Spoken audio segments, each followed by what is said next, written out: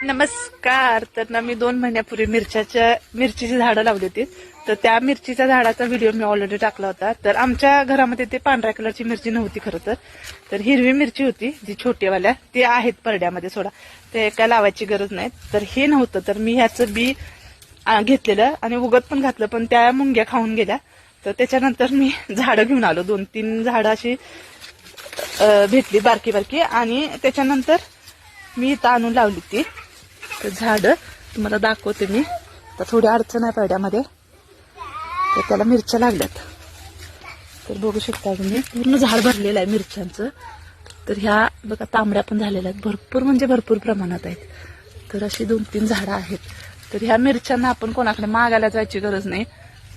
आपल्याच परड्यात असलं की नाही काढायचं, काय आमटी बनवायचे काय बनवायचं बिंदास काढायच्या, आपल्या ताजोताजाने करायच्या.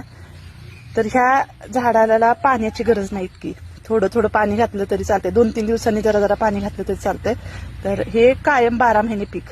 आणि मिरच्या पण बघू शकता तुम्ही किती मोठ्या मोठ्या पण आहेत आणि चवीला खूप छान लागतात. अंडा फ्रायमध्ये तर भरपूर टेस्टी लागतात. तर हे झाड असं भरून भरून मिरच्या लागतात. तर बघू शकता किती लागतात.